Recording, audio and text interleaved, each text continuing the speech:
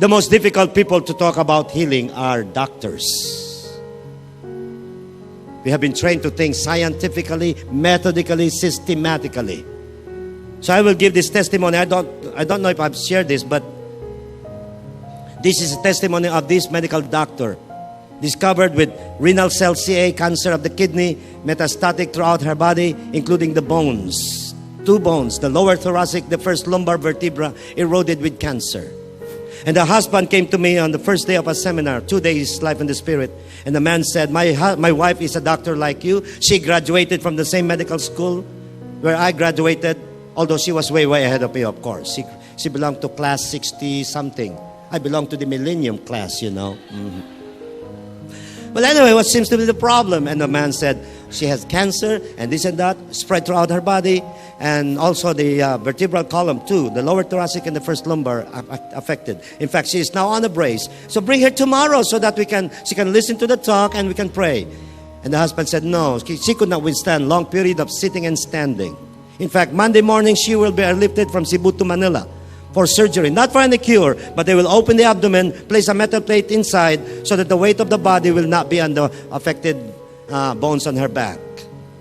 I said, okay, just give me your address. I'll drop by anytime I will have the chance. Well, to make the short story long, and even longer, I was there. The seminar starts at 8, so I was there at 9. I was there at 8. So we started to talk. And as we were conversing, yes, I noticed one thing. She had cancer. She has pain all over her body with all the discomfort. But the defect was not physical. It was in her heart. She was full of anger. Number one, she was so angry at God. She was diagnosed with cancer. And the doctor said 2 months to live. And the youngest of her children was only 4 months old. She was so full of bitterness and resentment. First, towards God. Of course, my one ear listening to her, the other ear listening to God. Everything was all about anger and bitterness. Why her? Why this one? Why am I sick? Why am I like this? Why am I suffering? I did not do this. I did not do that. All these things. She was so close-minded and close-hearted. And I prayed, Lord, I would like to help this woman, but I don't know how to help her open up. And suddenly one verse in the Bible just flashed in my mind. When Peter said, to whom shall we go, Lord? You have the words of eternal life. So I told her, you are a doctor. You have tried the scientific way. You have tried the medical way. And all of them told you that you only have 2 months to live. And you're turning your back from that God who is your only hope. You are running away from that God who is the only one who can touch and help you and even heal you. If you left God, to whom will you go? And she started to become pensive. And she started to sob. And then she has had all this litany of people who have hurt her. I forgive. I lost count. So many. And then she cried and she cried and she cried. And so afterwards we prayed. And a very short prayer, in fact. When you pray, you don't have to make it long.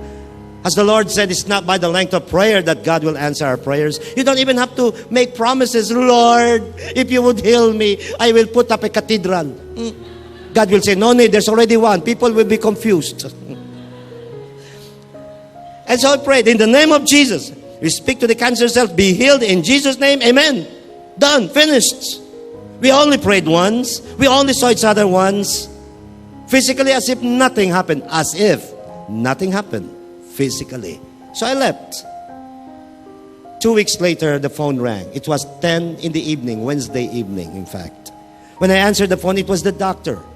And I said, I thought you were in Manila. And she said, yes, I'm still in Manila. You're the first person I have to call. Because Monday morning, I was airlifted from Cebu to Manila. And early in the morning, when we arrived in the airport, I was met by ambulance, brought directly to the hospital. But before the doctors operated on me, they have to examine me over and over and over. 2 weeks of test and observation, the doctor said, their kidneys are very normal.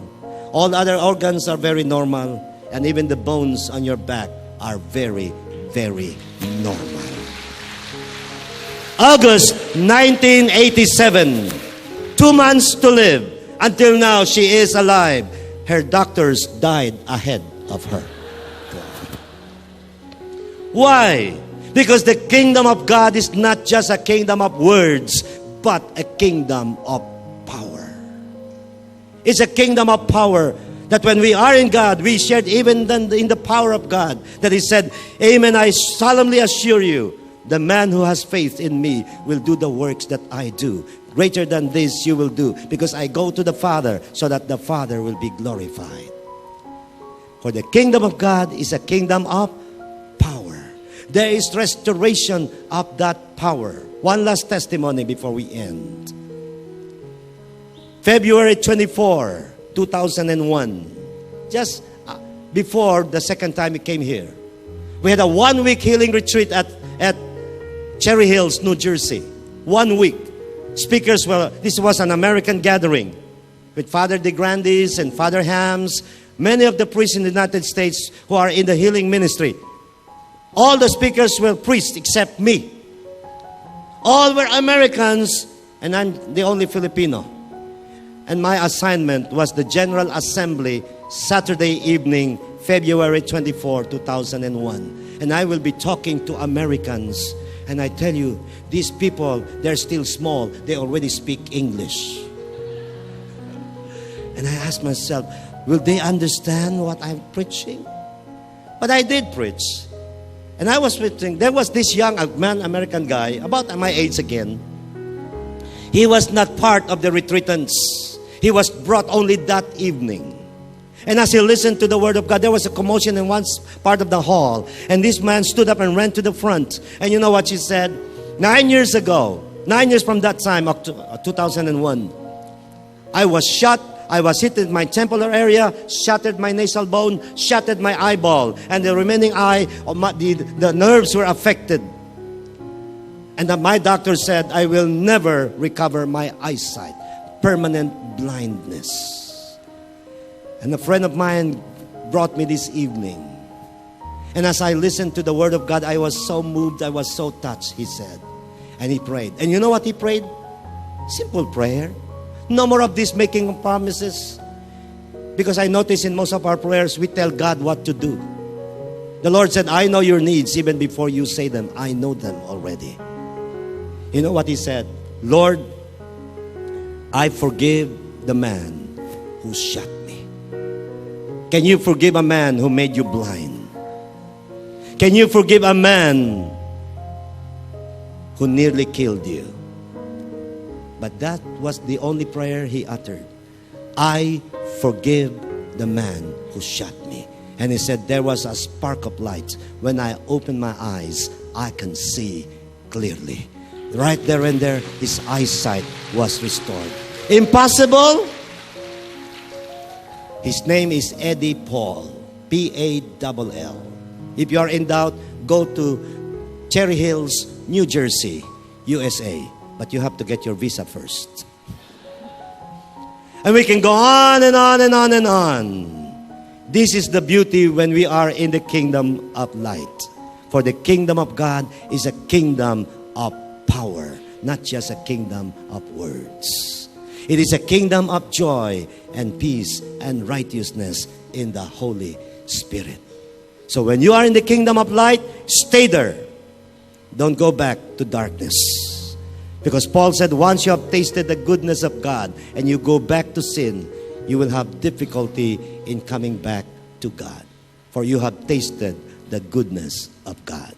Stay in the light so that we will all be the light also to others. Let us bow our heads. Let us close our eyes.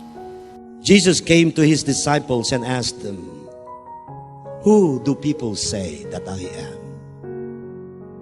It's so easy to quote what others would say about Jesus. What we have heard about him, what we have learned in school, what our parents taught us. So easy to say what others are saying about Jesus. But for us, for you and I, this question is being posed to each one of us. Who do you say that I am? Is he truly Lord and Master and King? Is he really number one in our life? is He the last in the list of our priorities?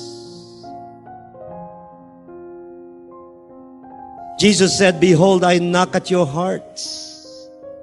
He who hears me calling and open their hearts, I will come into him and dwell in him and even have supper with him. But remember, He will just knock. He will never force Himself into anyone. You do the opening. You do the inviting. For nothing can be hidden from God. He knows that there is still darkness in us, wherein the light of Christ has never shone. He knows that there are parts in our hearts wherein Jesus is not yet the Lord.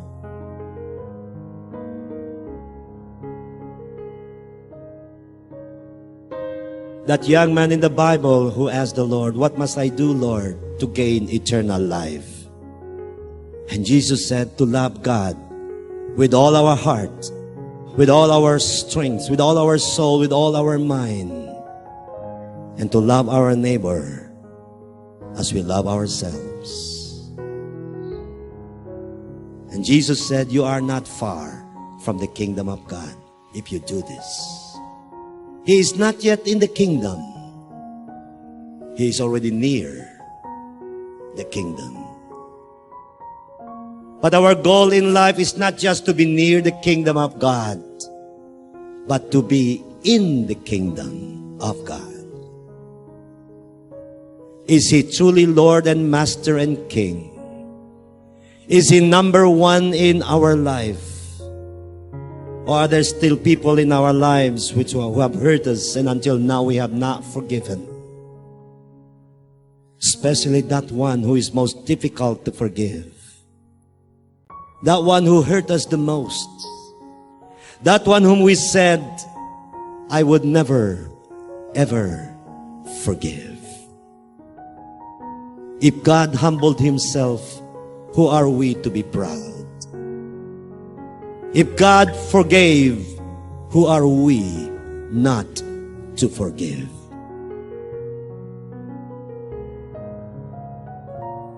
As we close our eyes, let's just open our hearts to the Lord. Allow Him to touch us and to fill us with His presence. To purge anything that is not of Him. Anything that is not pleasing to Him.